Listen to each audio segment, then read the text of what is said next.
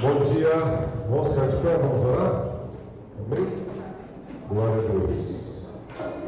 Pai, nós queremos te louvar e te agradecer por esta manhã, a que o Senhor venha nos transbordar, Pai, do teu amor, da tua graça, da tua misericórdia, que o Senhor possa estar abundantemente, Pai, em todas as coisas que fizermos. Que o Senhor vá à frente, Pai, de tudo que formos fazer, de tudo que formos lidar, com tudo que formos negociar, com tudo que vamos nos posicionar, que o Senhor esteja, Pai, sempre à frente de todas as coisas. Nós te pedimos isso em nome do Senhor Jesus. Amém, amém e amém. Amém? Fala para a pessoa que está ao seu lado: eu te amo. Eu te amo. Como Cristo ama a igreja. Amém? Vamos?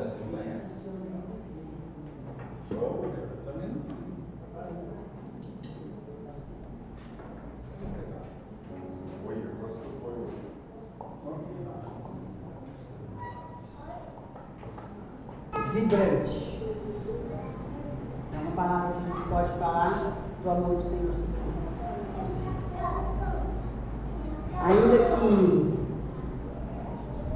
alguém de nós pudesse falar todas as línguas, de todas as nações e povos, e ainda que você pudesse falar até as línguas celestiais, vamos supor que houvesse vida em outros planetas, você também soubesse se comunicar com outros planetas. E ainda que você tivesse sabedoria e ciência, toda a sabedoria e ciência, a ponto de conhecer não somente as coisas terrenas, mas os mistérios de Deus também. E ainda que a gente tivesse uma fé que movesse as montanhas, pensa em você, um problema que você tem, e a sua fé é tamanha que você fala, sai, e esse problema sai. Enfermidade, sai. Dívida, sai. Tristeza, sai. Depressão, sai. Agonia, sai. Pensa uma fé desse tamanho, que move montanhas. E ainda que você tenha riqueza neste mundo, seja considerado um dos homens mais ricos dessa terra, e de tão rico você se desce dessa riqueza e entrega aos pobres. Visualiza isso. A pessoa pega toda a riqueza e entrega aos pobres. Dá em favor daqueles que estão necessitados mesmo. E não bastasse isso, entrega o seu corpo a sacrifício. Isso é o que está lá escrito em 1 Coríntios 3. Nós podemos até pensar que estamos falando em Jesus com tudo isso. Mas a gente fala de pessoas que nessa atualidade buscam estar nestes lugares. Falamos de pessoas que abrem mão de tudo para conquistar todas essas coisas. Para conquistar visualizações, para conquistar um nome conhecido. Falamos de pessoas que se sacrificam, entregam o seu corpo em sacrifício para ser conhecido, ser reconhecido, para ser notado, para ser visto, para ser grande, para estar em lugares grandes, para ser muito amado, fazem sacrifícios. Sacrifícios enormes para encontrar valores que são terrenos. Valores que foram estabelecidos por homens, segundo os seus próprios interesses. Valores que se tornaram absolutos nos dias de hoje, mas que são totalmente abaláveis na sua essência e corruptos nas suas raízes. Voltando lá em 1 Coríntios 13, a palavra de Deus também fala que todas essas coisas, se elas não tiverem amor, de nada elas valem. Então nós podemos falar de Cristo? Podemos sim. Porque de todas essas coisas ele era o autor e ele era o detentor, mas ele destituiu-se de todas elas em amor de todos nós.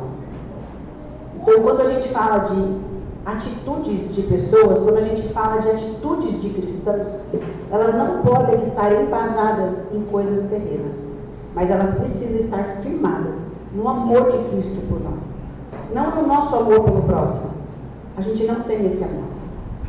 Mas quando as nossas atitudes estão embasadas no amor de Cristo por nós, Ele me amou, o Pai me amou, a ponto de dar o Filho por mim. E o Filho se entregou em tanto amor por mim, para me dar a vida que Ele tem no Pai. Quando eu dimensiono o amor do Pai por mim, é com base nesse amor que eu tenho que me relacionar com as pessoas. que eu tenho que viver a plenitude do Evangelho. E com base nesse amor, ainda que você fale todas as línguas dos anjos, esse seu amor está valendo. Ainda que você tenha toda a ciência, com base nesse amor, a sua ciência está valendo. Porque tudo isso que você conquistou não foi para a sua vanglória, mas foi para que outros pudessem ser beneficiados através daquilo que o amor de Cristo derramou sobre a sua vida. E nós cantamos essa primeira canção que o amor do Senhor não falha. E eu vejo que muitas vezes a gente tem tido lutas e dificuldades, não porque o amor de Deus tenha falhado sobre nós, mas porque nós não estamos nos apoiando no amor dele por nós. Não sei qual tem sido a sua luta ou a sua dificuldade, mas eu quero desafiar você a permitir que o amor de Deus cresça em sua vida. Não através das coisas que você tem, que você conquista, não através de atitudes religiosas, não, mas através de uma mente transformada, que pensa constantemente: o amor de Deus por mim não falha. E ele vem ganhando uma proporção tamanha dentro de mim, que ele vem me transformando. Porque esse amor é o único capaz de transformar a todos nós, amém? Nós estamos em constante crescimento.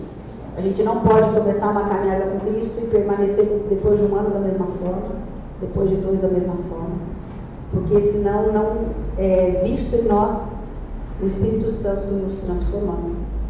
Porque quando nós entregamos a nossa vida para Cristo, nós ainda temos uma natureza terrena formada pelas coisas deste mundo. Mas quando nós permitimos Cristo entrar em nós, o Espírito Santo precisa produzir em nós uma natureza espiritual. E se você falar para mim: eu não era paciente, agora sou, isso é fruto do Espírito gerando você na identidade de filho de Deus. Se você falar para mim: eu tinha raiva de algumas coisas e hoje eu já consigo ser mais bondoso, isso é fruto do Espírito agindo sobre a sua vida. É dessa transformação que nós estamos falando. É de uma pessoa que começa a perceber que o amor do Senhor por você vem ganhando uma tamanha forma, vem ganhando uma tamanha natureza, que aquelas coisas que eram carnais em você, elas foram dando lugar para as coisas que são espirituais, para o próprio fruto do Espírito. Ainda que você faça bem aos pobres, se você tratar mal o seu irmão, você não é cheio do Espírito. Ainda que você venda os seus bens em favor do Rio Grande do Sul, se você tem pensamentos de adultério, infelizmente o Espírito de Deus não se move em você. Ainda que você dê lugar às pessoas no assento prioritário, sinta-se cheio de honra ou algum mérito por ter feito isso. Mas se você ainda tem pensamentos de ira contra as pessoas, o Espírito Santo ainda não está na plenitude em você. Porque a maior evidência do Espírito de Deus em nós é quando nós vivemos segundo o fruto do Espírito. Amém? Então que a gente possa, dia após dia, permitir que o amor de Deus venha em tamanha forma dentro de cada um de nós, que a verdade de que Ele nos ama seja tão absoluta nos nossos pensamentos, que isso nos constranja a praticar as obras da carne e nos faça desejar constantemente viver segundo o fruto do Espírito. Amém? Vamos permitir isso nessa manhã. Amém? Podem se sentar.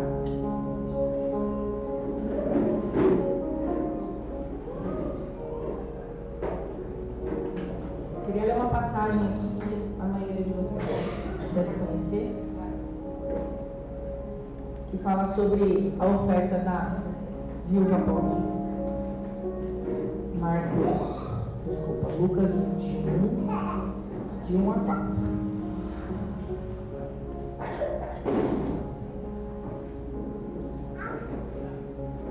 Jesus estava no pátio do templo, olhando o que estava acontecendo, e viu os ricos pondo dinheiro na caixa das ofertas. Viu também uma viúva pobre, que pôs ali duas moedinhas de pouco valor. Então ele disse: eu afirmo a vocês que essa viúva pobre deu mais do que todos, porque os outros deram do que estava sobrando. Porém ela, que é tão pobre, deu tudo o que tinha para viver. Eu não sei se vocês aí já passaram por momentos de dificuldade financeira e experimentaram o poder de Deus quando nós ofertamos. E quando eu falo de ofertar, não estou falando de apenas financeiro, mas nesse momento aqui, né, falando da viúva, financeiramente. De quando talvez vai faltar para pagar a conta de luz, nacionalmente falando. E talvez foi o que essa mulher fez. Que ela deu tudo o que ela tinha para viver. E a gente fica contando migalha para o Senhor. O dinheiro é no reino físico, né? No reino terreno. Mas eu creio que é o Senhor que derrama todas as bênçãos sobre nós. E Ele olha o nosso coração. Eu estava lendo aqui a passagem agora e eu me lembrei que eu até dei esse testemunho curtinho no estudo. Eu estava falando sobre família e eu falei de um tempo que talvez eu não pudesse escolher ficar em casa com as meninas. Um tempo de dificuldade financeira, de estar com dívidas mesmo. E mesmo assim, nós escolhemos ofertar o nosso tempo e a nossa atenção à educação, né, e ao cuidado das meninas. Por isso que eu falo que oferta não é só aquilo que você entrega no gasofilácio, mas o tempo que você dedica ao reino. E quando você cuida da sua família, você está cuidando do reino. Você cuida dos órfãos, você está cuidando do reino. Quando você cuida das viúvas, você está cuidando do reino. Amém? Que nesse entendimento nós possamos ofertar. A Sara vai entregar os envelopes. Se vocês pegarem os envelopes, eu vou orar.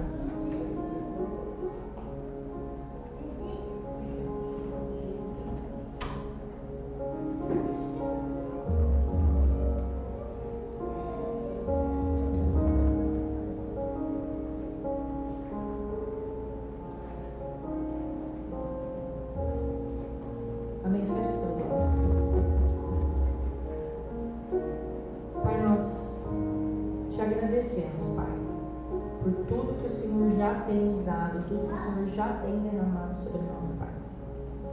Como somos gratos, Deus. Mesmo nos momentos mais difíceis, Deus, o Senhor está presente, Pai.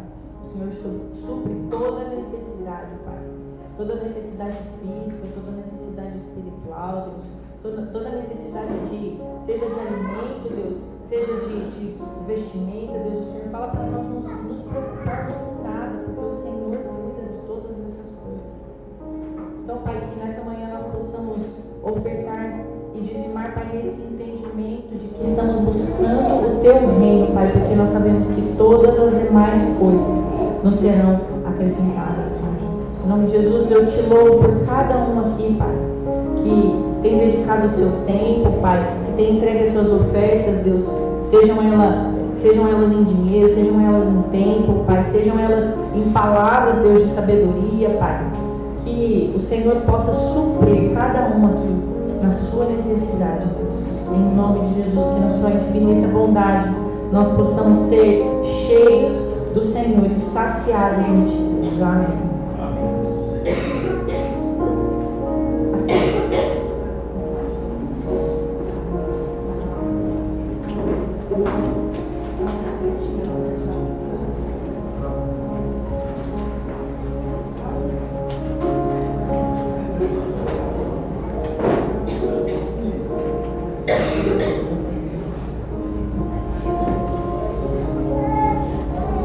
Você pode estender a sua mão para cá.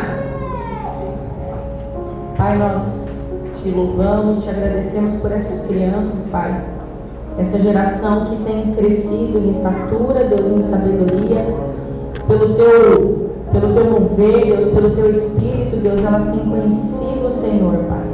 Que o Senhor possa se mover através dos professores na salinha, Pai, que eles possam ensinar o caminho do Senhor para cada uma dessas crianças, Pai. Que elas possam ser supridas, Deus, de tudo aquilo que elas necessitam, Deus, em nome de Jesus. Amém. Amém? Podem ir.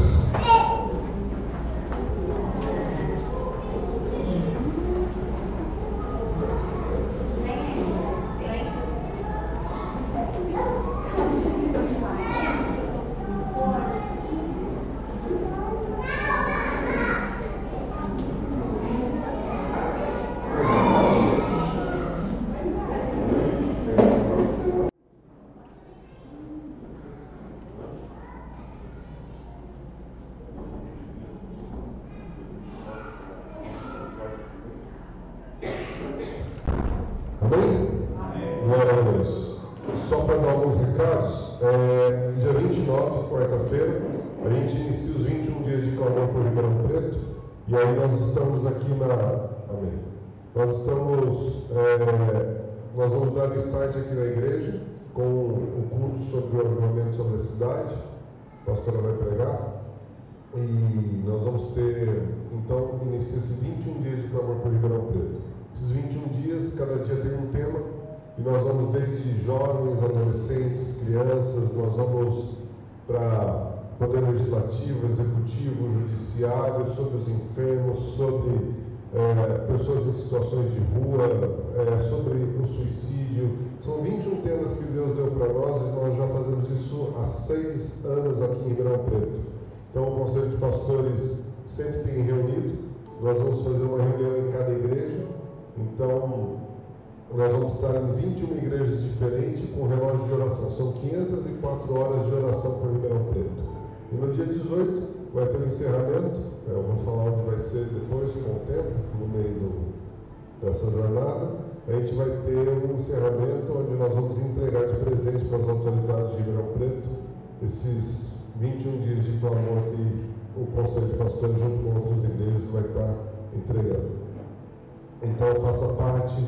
Nós vamos montar uma agenda de oração para esse dia, para que a gente possa todos fazerem parte desse horário da contribuição, para nós orarmos por Ribeirão Preto. Amém?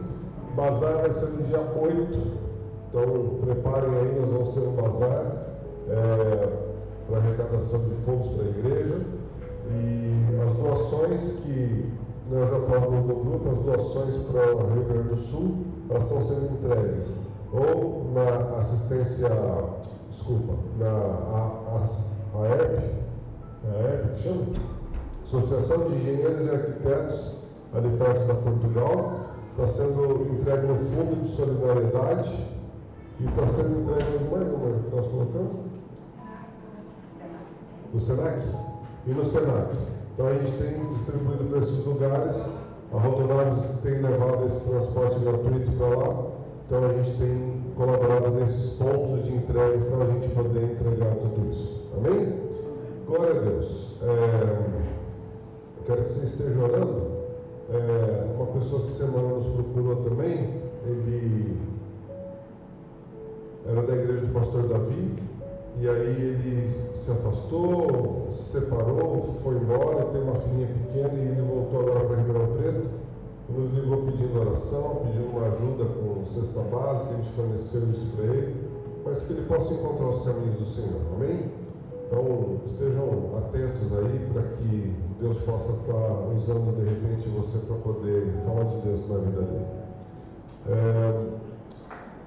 A Jo vai operar na segunda-feira, né? Ela está, então, vão retirar esse tumor da cabeça, do cérebro, e esteja em oração por isso, né? Nós temos esse compromisso de oração com os nossos irmãos, né? A Jo estava morando em Montes Altos de Minas e desenvolveu alguma coisa ali que o médico optou por retirar. Então, eles vão na segunda-feira de manhã vão fazer a cirurgia. Então, do mesmo jeito que Deus operou na vida da Raquel, posso operar na vida da Jo também, e nós temos isso. Nós já temos exemplo disso. Vitórias quando se trata de cabeça, de cérebro. Então, que Deus nos conceda mais essa vitória. Mas ela também, ela sabe que o que acontecer é porque Deus permitiu e ela está muito bem com isso. Amém? Glória a Deus. Mais algum recado? Tem que dar? Ou está tudo certo? Pode.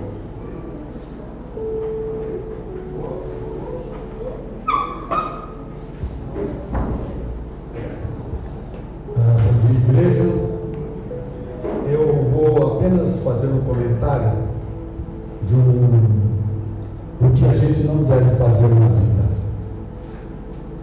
Que a gente esteja sempre com o coração humilde e com o coração aquebrantado para todas as situações que se apresentarem para a gente. Eu tive um amigo, um irmão, que por muito tempo nós convivemos juntos. E casa dele tomar café. E a gente conversava bastante, saía e tudo mais, tal. Tivemos um período muito interessante juntos. Estou falando de um grande amigo meu chamado Fernando Estevanato. Houve uma época de que nós nos afastamos por algum assunto irrelevante, mas nos afastamos. E eu fiquei muito tempo sem procurá-lo para conversar, sem buscar a família dele para tentar aproximar novamente a amizade que a gente tinha. Quando foi essa semana, eu tive um sonho na segunda-feira com ele. Eu falei assim, vou lá conversar com o Fernando, vou lá abrir meu coração e retornar a nossa amizade tão gostosa que a gente tinha. Qual foi a minha surpresa? Estava morto. O Fernando morreu faz um ano, nem avisado eu fui. Mas isso me chocou, sabe por quê?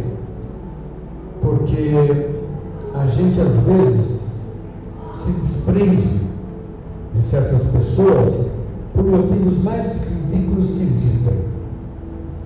E eu vou falar um negócio para você. O coração, quando a filha dele me contou que o pai havia morrido, eu senti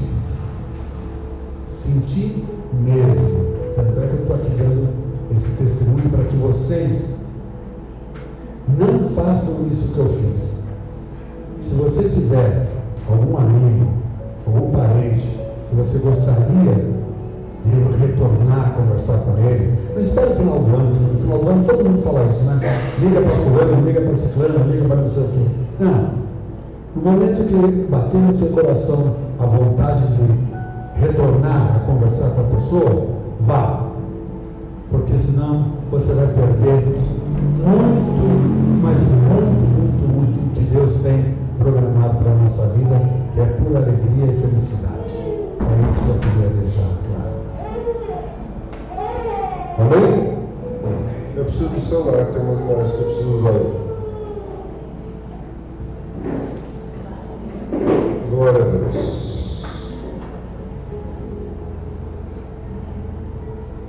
Vamos lá. Queria que você abrisse a sua Bíblia em 2 Timóteo, no capítulo 1. Então, vá abrindo aí 2 Timóteo.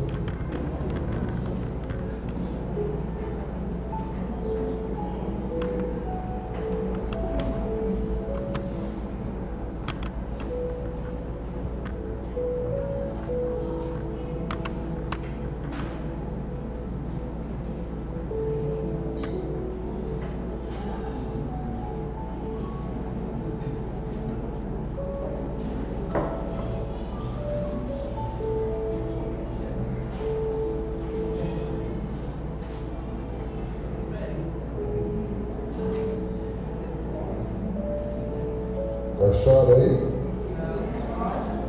Ajuda o outro aí. Achar 2 Timóteo, capítulo 1.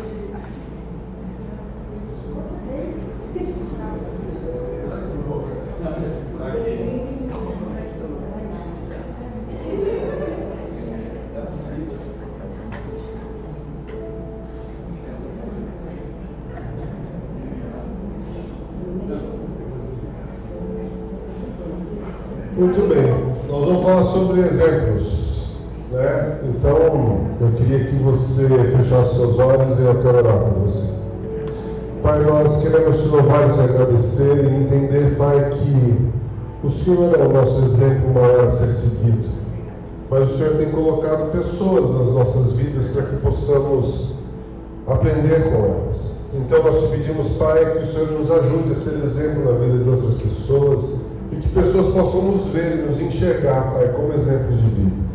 Nós queremos te louvar e te agradecer por este momento, em nome de Jesus. Amém. Queridos, é muito legal porque a Bíblia inteira nos fala de exemplos a serem seguidos e de exemplos a não serem seguidos. Então, se você for para o dicionário, exemplo significa tudo que pode ou deve ser imitado, ou seja, um modelo. Mas o modelo ele pode ser um modelo bom ou um modelo ruim.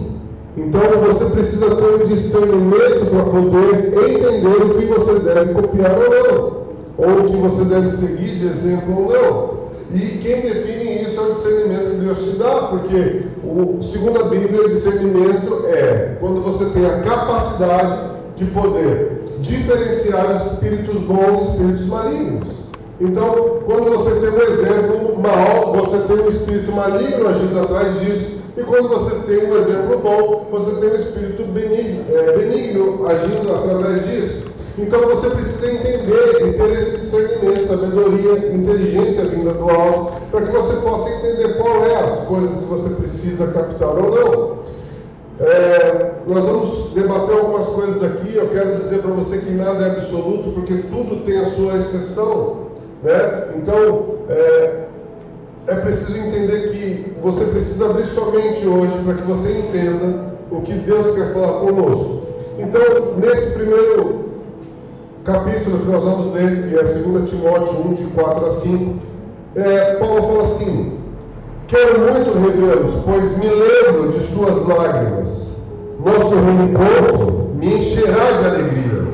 Lembro-me da sua fé sincera, como era da sua avó Lloyd e da sua mãe, Eunice, e sei que em você essa mesma fé continua firme. Então, olha só, Paulo está falando de que ele se lembra e ele gostaria de ver, de reencontrar para se encher de alegria, porque ele lembra muito bem que a fé que estava na mãe e na avó foi repassada para essa pessoa e que essa pessoa imitava e tinha como exemplo essa mesma fé e tudo prosperava. Então ele entendeu de que esse exemplo que foi copiado era um bom exemplo. Então a importância do exemplo que você dá vai seguir gerações. Vai seguir gerações. Então a pergunta é: as pessoas que convivem com você, qual é o exemplo que você tem dado para elas? Se o teu filho nunca te viu orando, ele não vai ter uma referência de oração. Se o teu filho não te viu intercedendo, ele nunca vai ter uma referência de intercessão. Se o teu filho não te viu fazendo boas ações, ele não vai ter uma referência de boas ações. Agora, se ele te vê brigando, ele vai ter referência de briga. Se ele te vê fazendo alguma coisa errada, ele vai ter referências de coisas erradas. E você precisa entender isso. E quando eu falo de pais, a maioria das vezes eu vou falar pais, mas eu quero que você entenda que é todo aquele círculo familiar que nos cerca. E pessoas que entram na nossa convivência do dia a dia que nos cercam também. Então, muitas vezes a pessoa não faz nem parte do círculo familiar, mas é uma pessoa que visita constantemente a sua casa. E as crianças, ou os adultos, ou outras pessoas seguem aquela pessoa como um exemplo de vida. E você precisa entender também quem é que você coloca para dentro da sua casa. Porque isso vai determinar o quanto de exemplo você vai ter. Essa daqui é uma foto muito legal, porque a criança está andando atrás, provavelmente ele seja o pai ou o avô, andando pela rua, e o filho, e o neto, o filho, imitando exatamente como o pai e a mãe, o avô andam, né? Então isso é uma referência que ele vai tendo. Não proposital, olha só, isso daí é uma influência que você exerce sobre as pessoas que estão ao seu lado, né? Eu lembro que o meu pai tinha mania de morder, ficar com o dedo na boca assim, ó, Não é chupeta. Mas mordendo o dedo dele aqui é tudo raladinho. Você pode depois no final do tudo ver com ele.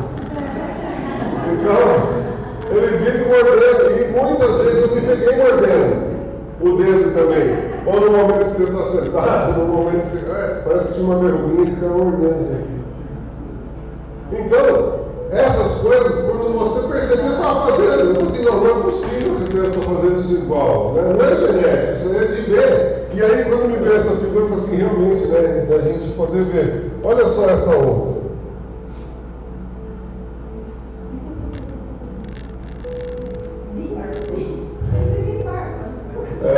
Nem barba tem, mas ele quer, porque ele admira o pai fazendo aquilo. É uma coisa que ele fala na cabeça dele: o homem tem que fazer barba.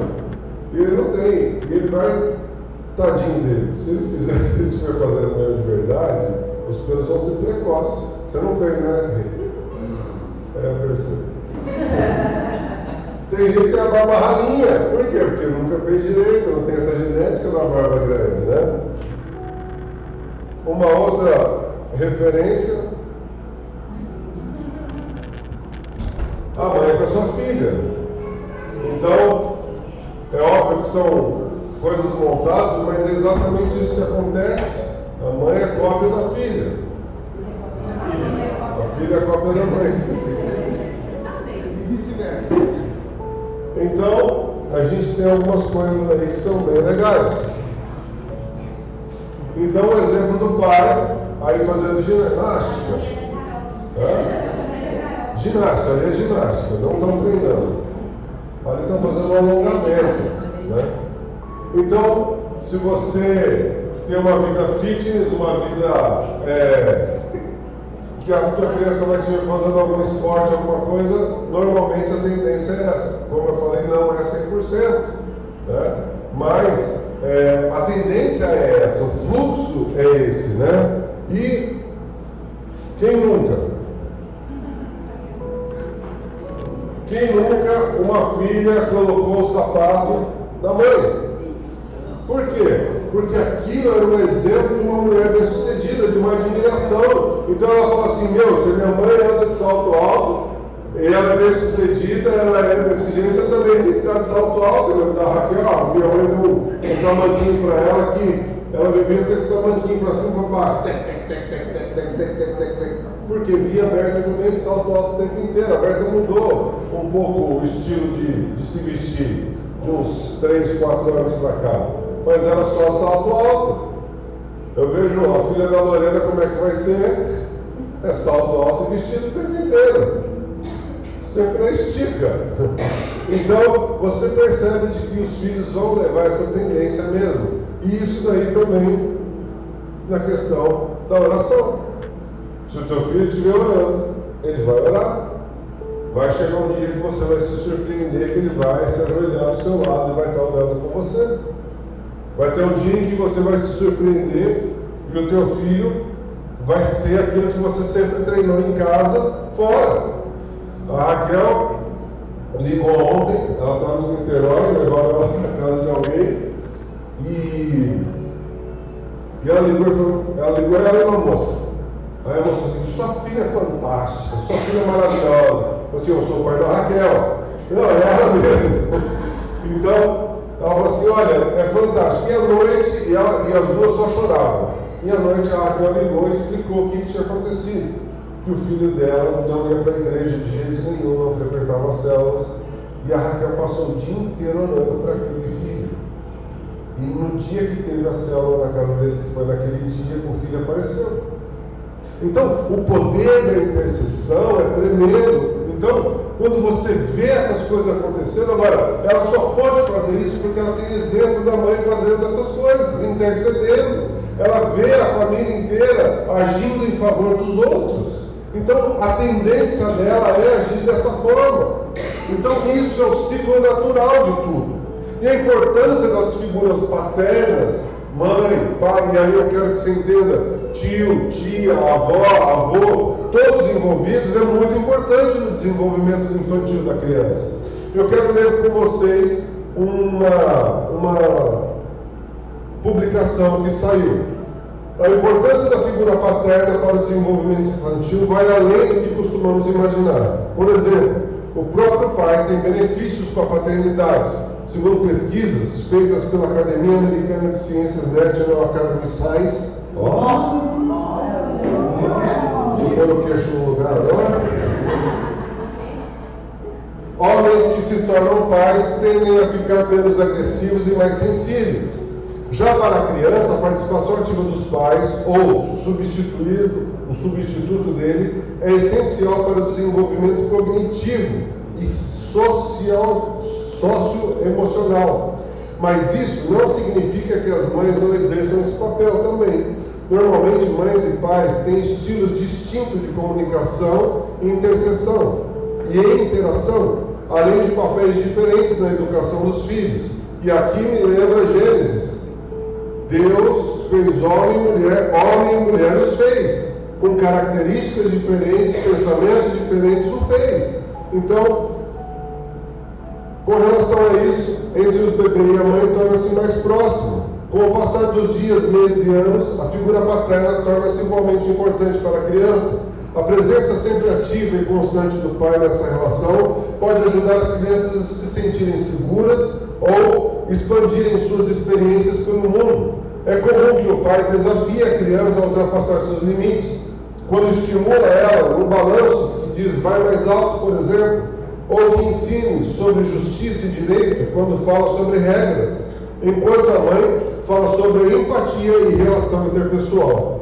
Quando o pai não é presente, a falta da figura paterna pode gerar insegurança ou até agressividade para a criança. Na escola, por exemplo, isso pode se refletir através da dificuldade de concentração e baixo rendimento escolar. No entanto, isso não é uma regra ou algo que não possa ser restaurado. A ausência do pai não representa necessariamente a ausência da representação da figura paterna ou do masculino. Segundo a psicoterapeuta infantil e adolescência Mônica Peçanha, essa função pode ser feita por qualquer pessoa e irá permear os caminhos da criança até a fase adulta. Então, o que eu quero dizer para vocês é que, realmente, existe a função do pai e a função da mãe, e não tem como uma mulher exercer 100% a função do pai. E não tem uma função que a mãe exerça que o pai possa completar 100%, porque cada um tem suas características e cada um tem o seu papel. Agora, existem muitas coisas em que a figura materna e a figura paterna pode se misturar em algumas coisas, pode se completar em outras, ou podem ter ausências em uma e outra. E isso vai causando alguns déficits na criança. Por quê? Porque o plano inicial para toda a família é pai, mãe e criança. Então, o pai ele sempre tem algo mais truculento, uma responsabilidade, um poder espiritual sobre ele, que vai além do que a mulher tem, como sacerdote de casa.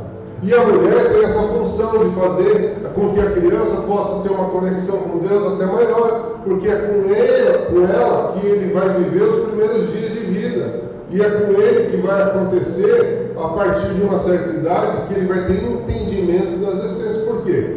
Na família natural, na família normal que Deus criou, a paternidade, o pai, ele está sempre muito mais fora do que a mulher. Porém, nos dias de hoje, a mulher também está fora, mas isso não significa que vai ter esse déficit, porque na verdade o que vale é a qualidade de tempo que você tem com seus filhos, e não o tempo. Às vezes você pode estar o tempo inteiro, ele no celular no canto, você fazendo as coisas na cozinha, ele não vai ter interação nenhuma com você. Mas a qualidade de tempo que você tem que ter com seus filhos é fundamental para o desenvolvimento dele. E a figura paterna e a figura materna é essencial para a figura deles. Por que o mundo adotou padrinhos e madrinhas? Eu não sei, parece que agora é só madrinha que vai, não é? Mas enfim, quando eu entendo, eu tinha um padrinho e eu tinha uma madrinha, né? E na igreja católica. Na igreja evangélica a gente só batiza depois de adulto, mas nessa apresentação da criança, a igreja inteira se torna cooperadora do crescimento dessa criança. Olha só, a igreja inteira se torna cooperadora do crescimento dessa criança. Então, a função do padrinho e da madrinha justamente é, na ausência de um ou do outro, cobrir a lacuna que está faltando, paterna ou materna. Então, os padrinhos têm essa função, por isso que escolher padrinho é muito importante. Por isso que escolher a madrinha é muito importante. E quando não tem isso, nós temos que tomar cuidado em casa, porque os nossos filhos podem pegar uma figura paterna para seguir de exemplo que não condiz com aquilo que você é, ou com aquilo que você deseja para o teu filho. Isso é perigosíssimo. Porque se você pôr na ponta do lápis o tempo que teu filho fica na escola, o tempo que teu filho tem com os amiguinhos e tudo mais, a Bíblia já nos advertia isso há muito tempo atrás. As más companhias corrompem os bons princípios. Então, nós temos que tomar cuidado onde eles estudam, o que eles fazem, com quem eles andam. Você precisa estar sabendo quem são os amigos dos seus filhos. Você precisa estar sabendo quem são as amigas das suas filhas. Porque amanhã depois, são essas companhias que podem ajudá-la a crescer ou levá-la para o buraco. Por quê? Talvez por uma falta ou ausência de pai e mãe dentro de casa.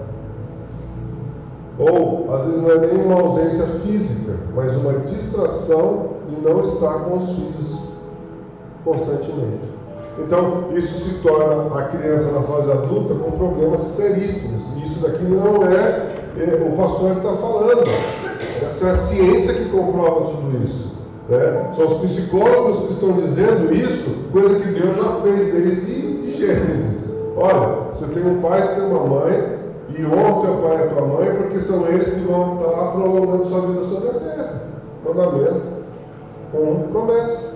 Então, eu quero que você abra agora em Efésios.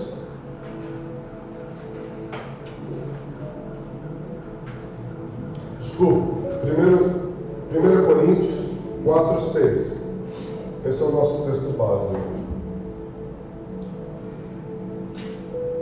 Meus irmãos, é para instruir vocês que eu tenho aplicado nessas lições a mim mesmo e a Apolo.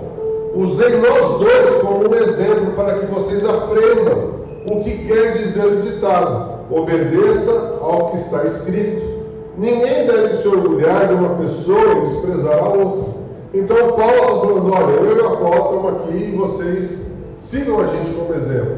E eu estou colocando eu e o Apolo como exemplo de tudo isso, para que vocês vejam que isso é bom. Para que vocês entendam. Eu sou um exemplo disso daí. Então, eu não estou falando de uma terceira pessoa. Eu aplico a palavra de Deus dentro da minha vida e gostaria que vocês pegassem isso como exemplo e vejam quais são as ações que eu estou fazendo, qual é o caminho que eu estou tomando, para que você veja que você pode ter futuro, que você pode ter prosperidade. Então, ele está dizendo exatamente isso. Olha, eu sou o exemplo de tudo. E assim como eu sou exemplo para vocês, porque eu sou, porque Cristo é o meu exemplo. Então, quando ele coloca, e isso eu quero dizer para vocês, de que eu estou falando para as pessoas que entendem a Bíblia, amém? Que saibam e querem seguir um cristianismo.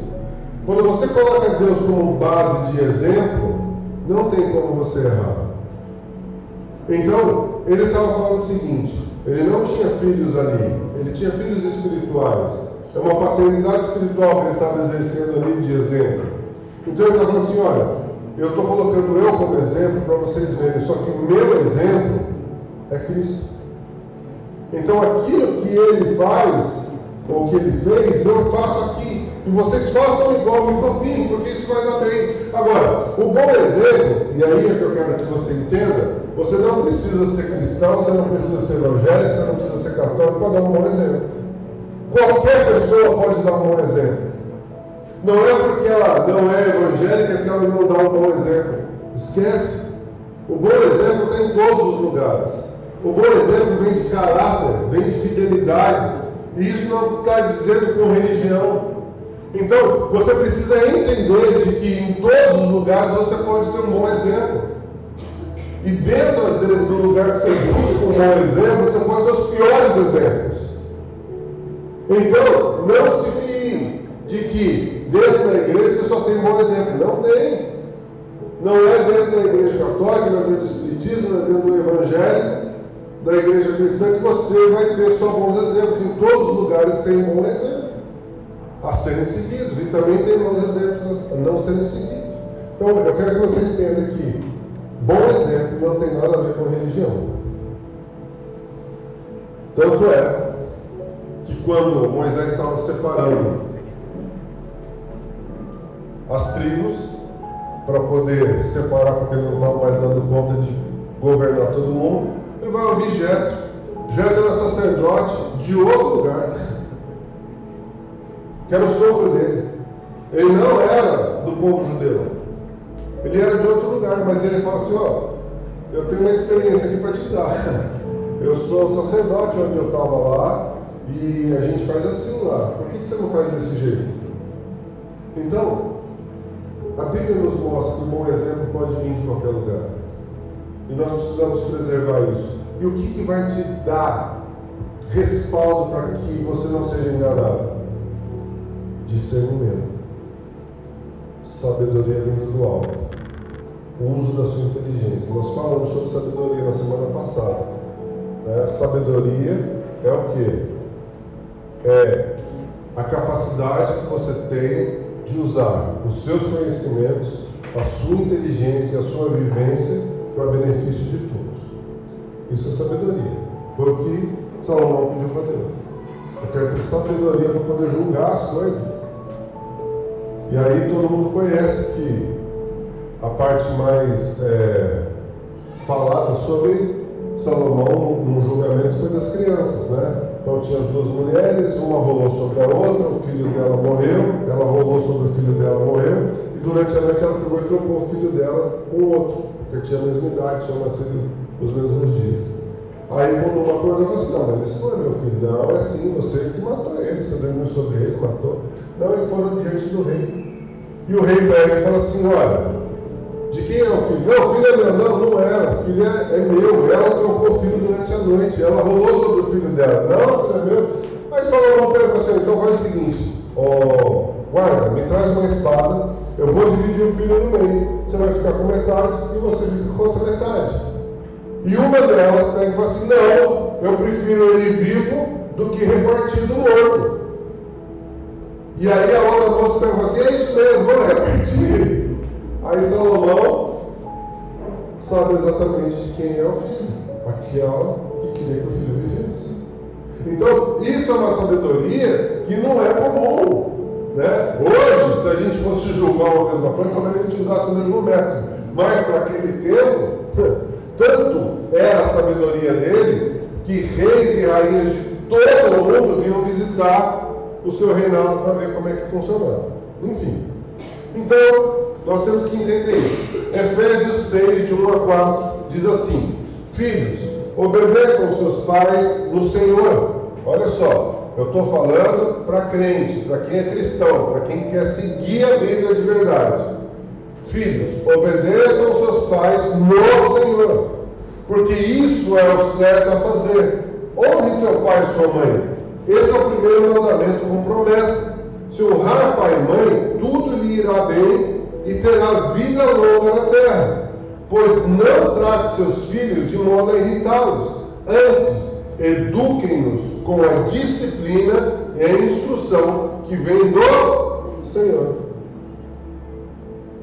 Então, Deus está falando assim: ó, existe uma disciplina, uma instrução que você precisa ensinar para os seus filhos, para que eles possam ser verdadeiramente pessoas que vão te honrar lá na frente. Por quê? Nós temos deparado com muitas frustrações de pais com filhos. Muitas.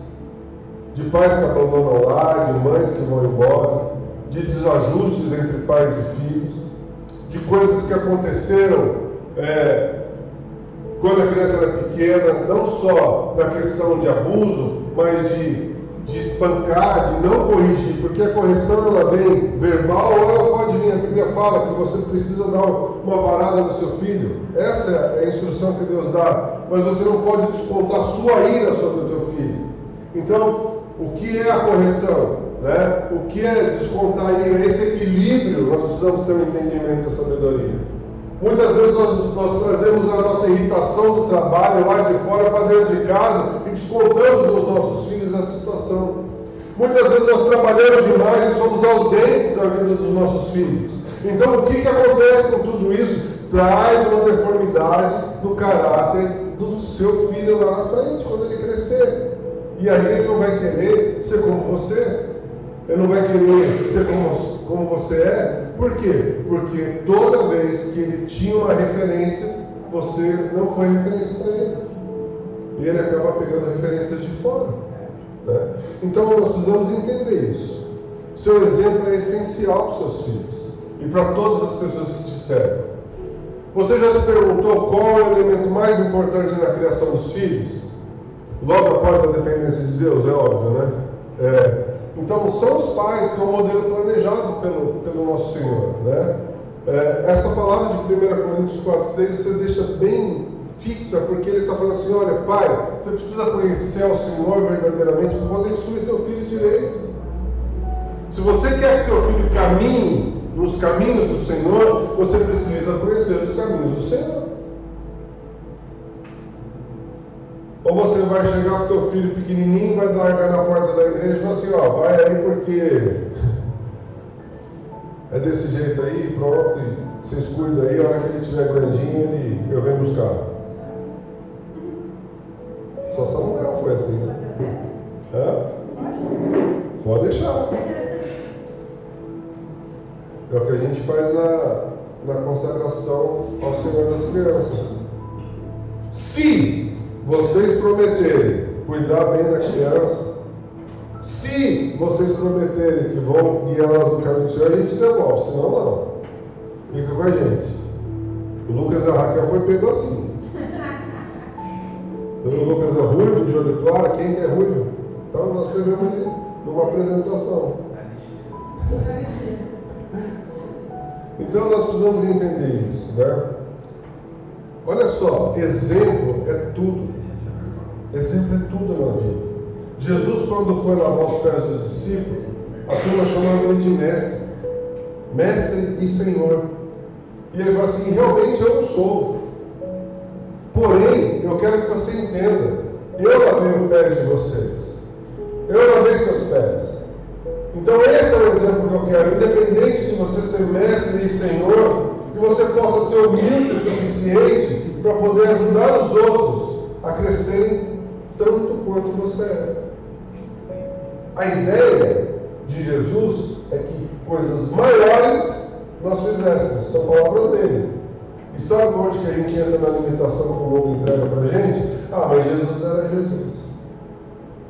Mas se Jesus era Jesus e você acredita nele, ele fala assim: ó, coisas maiores farão. E aí? Por que você não está ressuscitando gente? Por que você não está curando pessoas? Estava conversando com ela essa semana, nós tivemos cada notícia.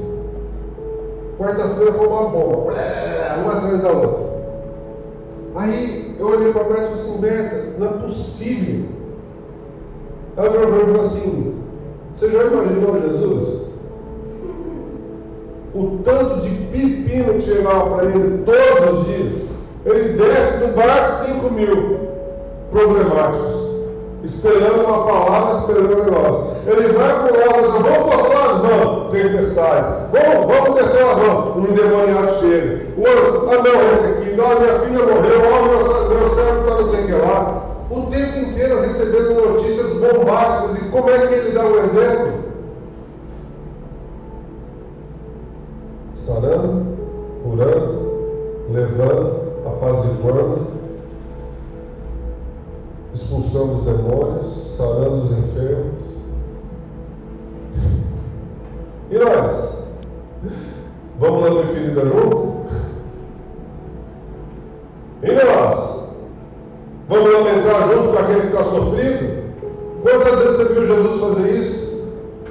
Até quando o melhor amigo dele morreu, ele esperou 4 dias para chegar lá e vieram as meninas lá: ah, se o senhor estivesse aqui antes, se você tivesse chegado, eu falei assim: calma, nós vamos estar juntos, ele vai revoltar dos mortos. Eu sei que o ensinamento dela estava perfeito. Eu sei que Ele vai ressuscitar junto com os outros mortos, a gente vai estar junto. Só que naquele momento eu estava assim, não, filha, é agora. O sobrenatural você vai ver Deus fazer agora. E aí ele fala assim, Jesus chorou, porque ele entendeu que o Pai ia atender ele. O Pai ia dar autoridade para ele, já tinha dado autoridade para ele, ressuscitar Lázaro, mesmo depois de 4 dias.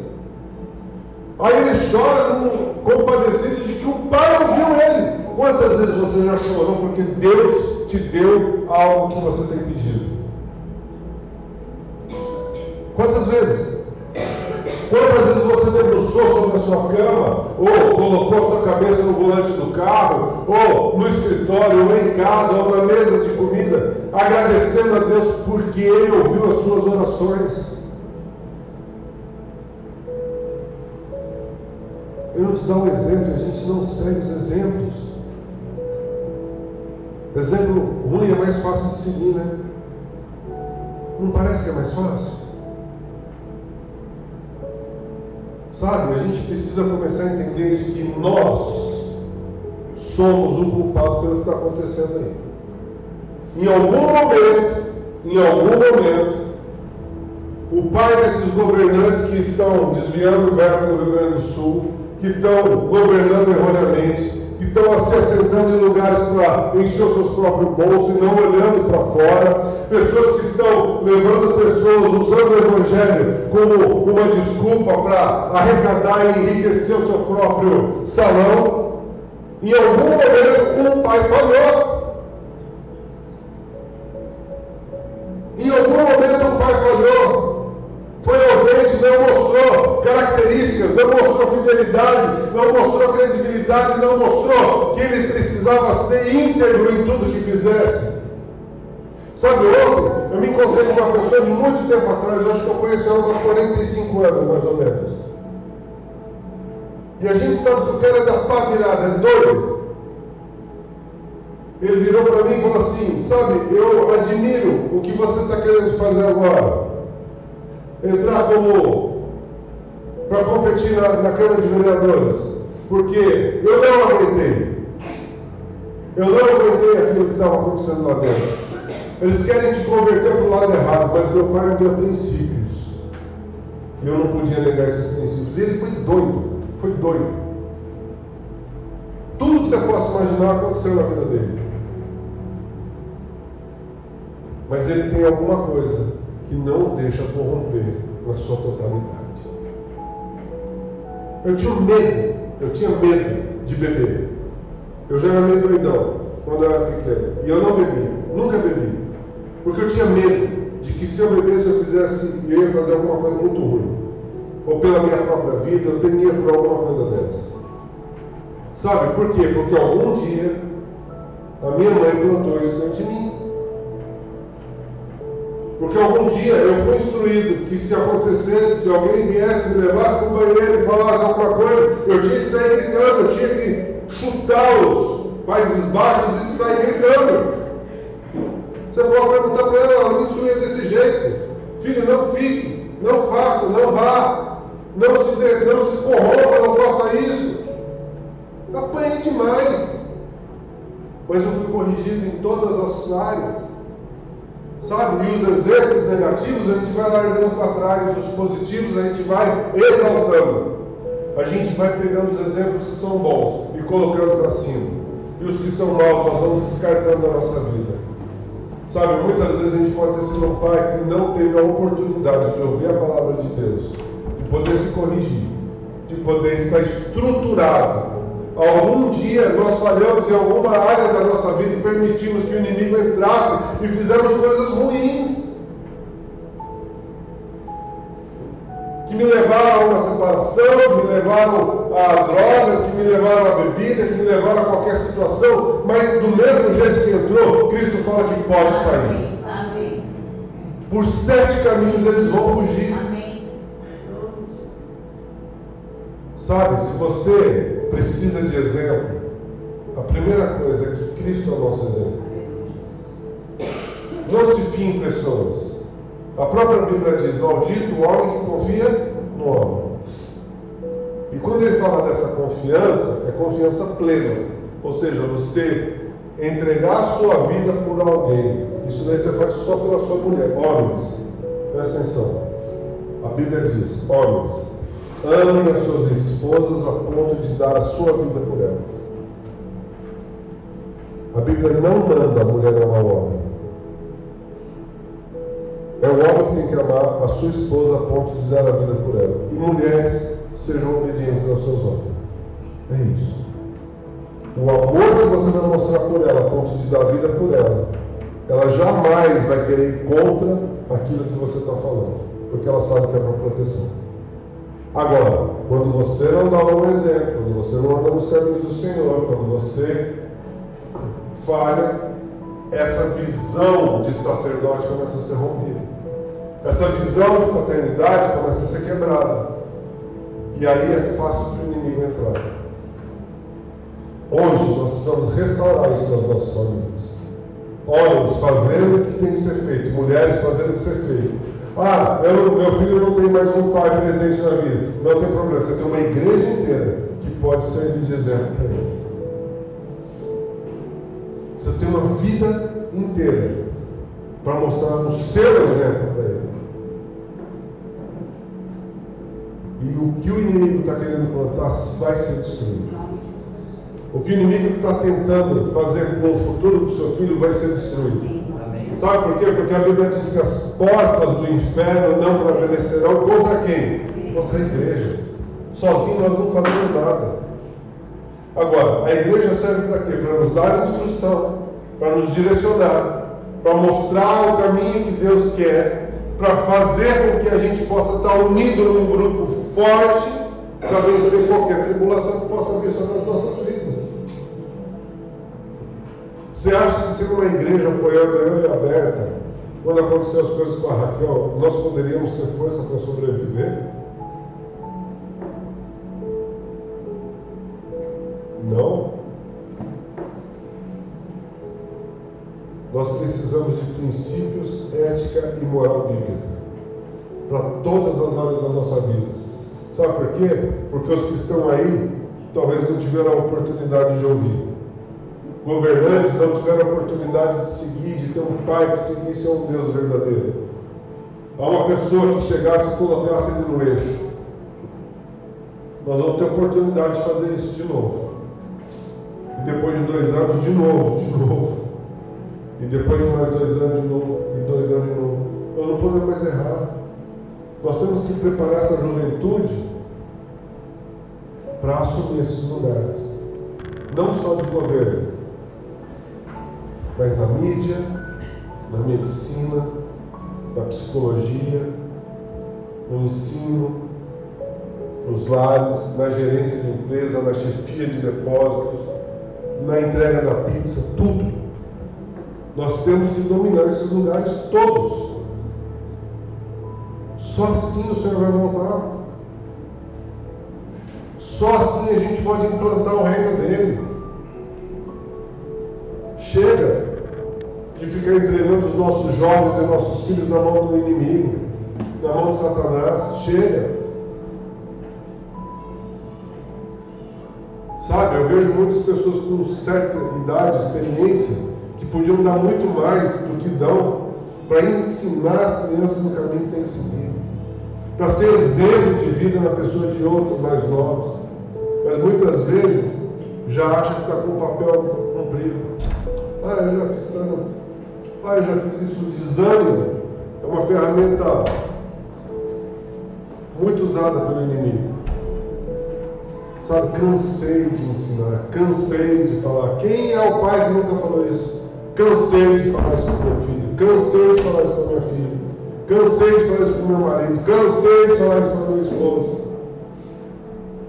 E as bombas vão acontecendo. Cansei de te falar para você não fazer tal coisa, e você vai lá e faz. Cansei, sabe? Essa palavra o inimigo ama.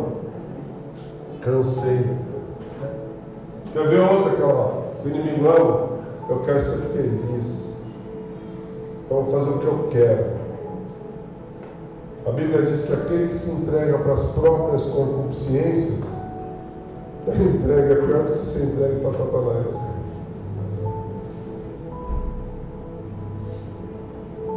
Uma vez que nós escolhemos o Evangelho de Cristo, nossa função é fazer com que os outros subam de nível. A nossa função é fazer com que os nossos jovens sejam maiores do que nós. Nós temos uma geração vinda aí. Nós temos aqui o Felipe, tem Samuel, tem Lucas, tem Monique. Se a gente não ensinar essas crianças,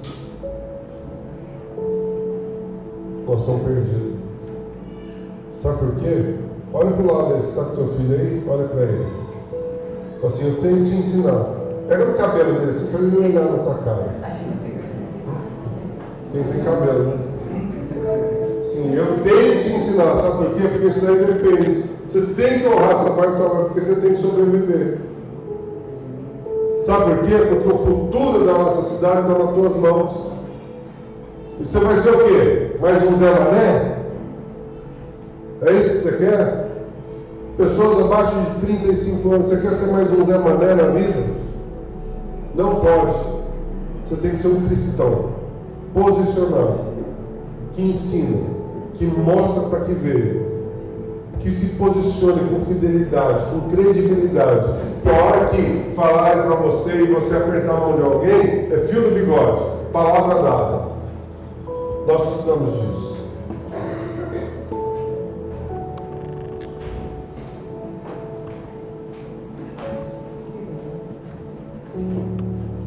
Mateus 18, 5. Jesus fala assim, ó: e quem recebe uma criança como está em meu nome, é a mim que recebe. E se alguém quiser tropeçar um destes pequeninos que creem em mim, seria melhor para que uma grande pedra de moinho fosse pendurada no seu pescoço e fosse afogado na profundeza do mar. Ai do mundo por causa das pedras de tropeço, porque é inevitável que elas existam, mas ai de quem é responsável por elas. Jesus não estava tratando especificamente daquele aspecto paterno nessa hora. Ele estava falando sobre a essência de uma criança, de corromper a essência daquela criança pelo exemplo que você tinha que dar.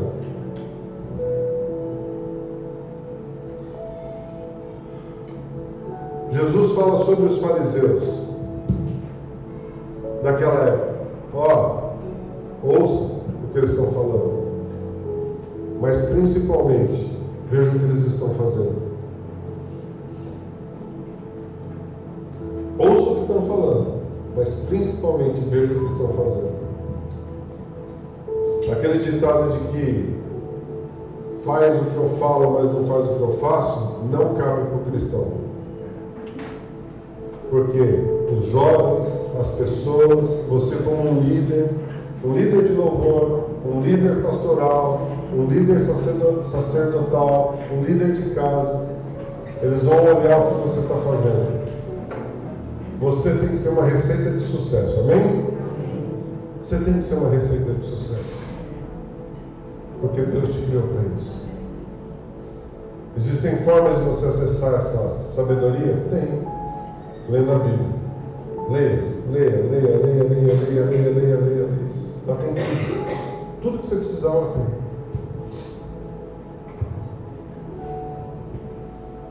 Então nós precisamos entender isso. Eu quero deixar uma frase com vocês. Melhor do que um ensino teórico vazio de prática é deixar um testemunho de uma fé que possa ser imitada.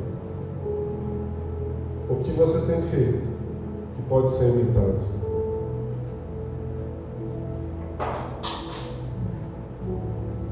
O que você tem feito que pode ser imitado? Pro bem, né? Porque pro ruim tem muita coisa. O que você vai deixar de legado? Não, eu tenho uma sabedoria que eu ensino todo mundo, mas essa sabedoria que eu tenho, só eu tenho. Quem vai te substituir?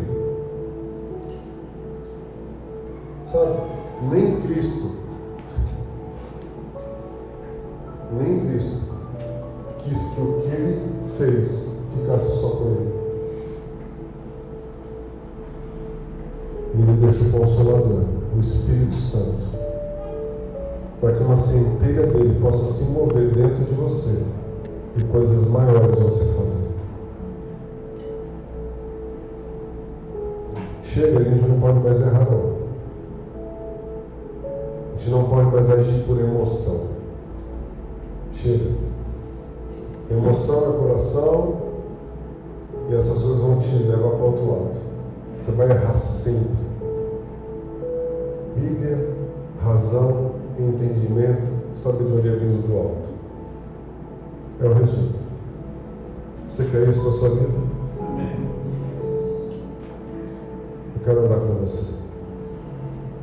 Pai, em nome de Jesus, que nós possamos ser exemplos, Pai, de pessoas que seguem o Teu Evangelho de verdade. Nós temos visto, Pai, muitas coisas acontecerem no nosso mundo e cada vez mais nós temos visto a falta que o Senhor faz em nossas vidas.